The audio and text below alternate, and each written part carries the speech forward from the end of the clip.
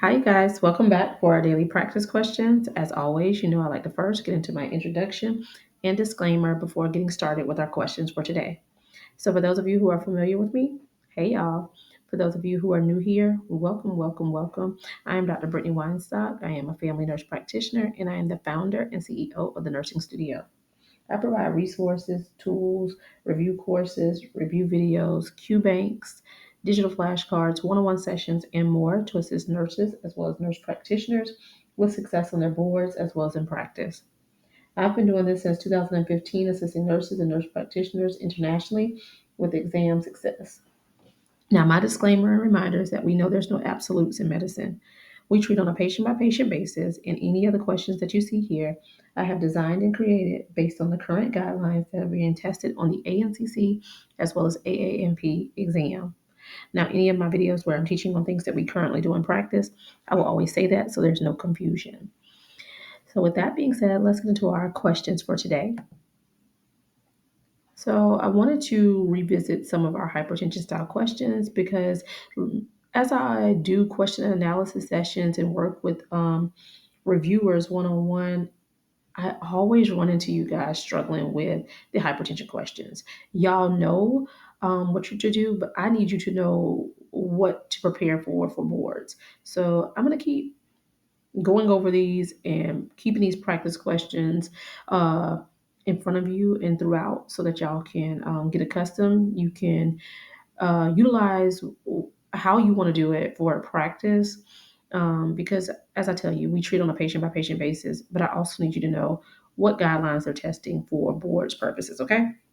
All right, so question number one. A 55-year-old male presents for a routine checkup. His blood pressure is 145 over 92 on two separate occasions, and he has no history of hypertension or other cardiovascular conditions. He has a family history of hypertension. He is overweight and exercises infrequently. According to the ACC and AHA guidelines, what is the next step in management? Is it A, lifestyle modifications, B, initiate lisinopril, C, initiate chlorothalidone, or D, initiate amlodipine? Take a moment and tell me what you got in the comments, you guys. All right, so I always recommend reading the stem of the question first, as it allows you to slow down to ensure you are answering what is being asked of you. So here the stem of the question states, according to the ACC and AHA guidelines, what is the next step in management? Okay, so management, what are we treating?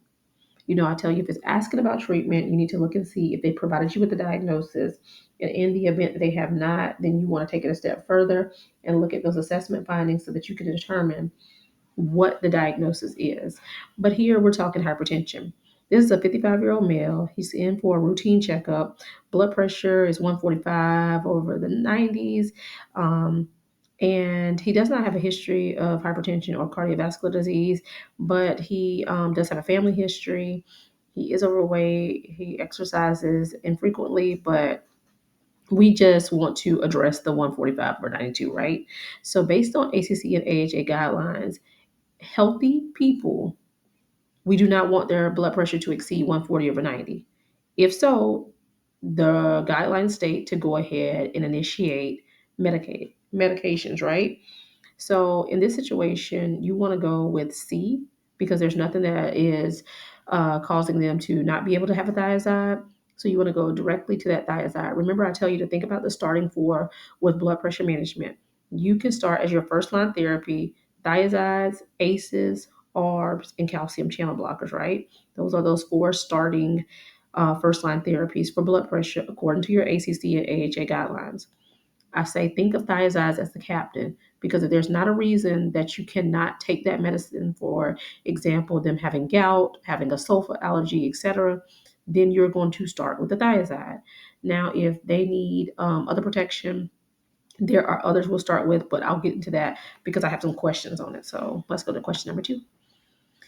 Question number two states, a 62-year-old female with a history of diabetes and stage 1 chronic kidney disease presents for follow-up. Her blood pressure is measured at 158 over 94, and her blood pressure logs are consistent with this. According to the ACC and AHA guidelines, what is the most appropriate next step in management? Is it A, initiate chlorothalidone, B, initiate amlodipine, C, initiate lisinopril, or D, initiate lifestyle modifications? Take a moment and tell me what you got in the comments. All right, so stem of the question here states, according to the ACC and AHA guidelines, what is the most appropriate next step in management? So again, we're talking about treatment. Again, the diagnosis has been provided of hypertension, right? So this is a 62-year-old female. She has a history of diabetes and chronic kidney disease. But her blood pressure is 158/94, and when reviewing her blood pressure logs, it's consistent with this range, right?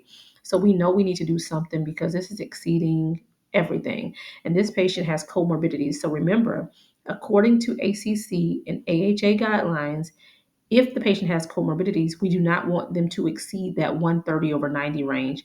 If they do, we go ahead and implement medications, right? So this patient is exceeding well over that range. So we know we need to do some medication management for this patient, but I want you to pay attention to the type of comorbidities that she has. She is diabetic as well as has chronic kidney disease. So with that, this patient needs renal protection, right? So for renal protection, we're going to either give them an ACE or an ARB. So in this situation, C is your best answer. Initiate lisinopril as lisinopril is an ACE inhibitor. Okay.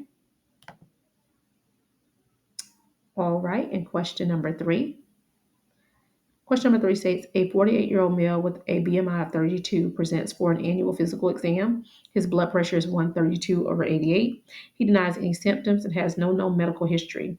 He is advised to monitor his blood pressure at home, and his readings over the next few weeks are consistently elevated around 135/90.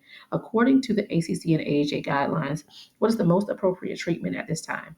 Is it A, nothing is required at this time, have the patient to return in 3 months for follow-up? B, initiate lifestyle modifications and chlorothalidone. C, initiate lisinopril. Or D, initiate lifestyle modifications. Take a moment and tell me what you got, you guys. All right, so here, stem of the question states, according to the ACC and AHA guidelines, what is the most appropriate treatment at this time? So again, y'all get it. Treatment, what is the diagnosis, and then we can proceed, right? So we're still talking hypertension here.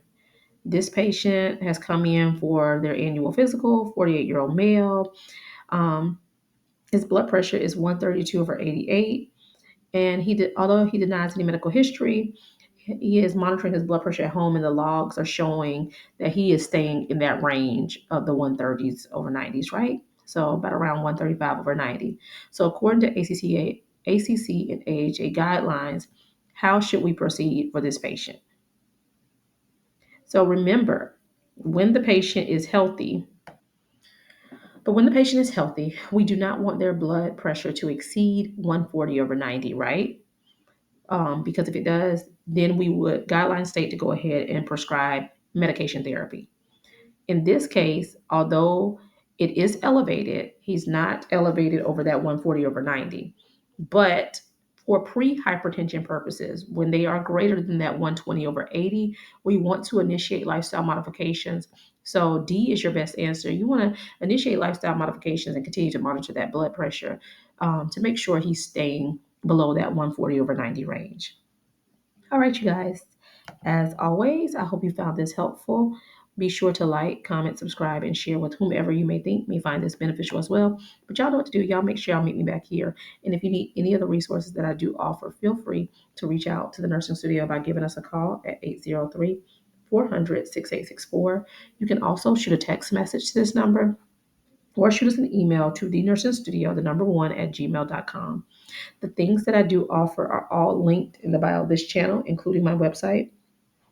I have removed my one-on-one session types and custom plans because I prefer for you to either call, text, or email so that I can gauge what you truly need to make sure you're booking the appropriate session types. So if you need to book any of those, feel free to reach out to us and I'll be happy to assist you. But as always, y'all know what to do. Y'all make sure y'all meet me back here. Happy studying. Bye, y'all.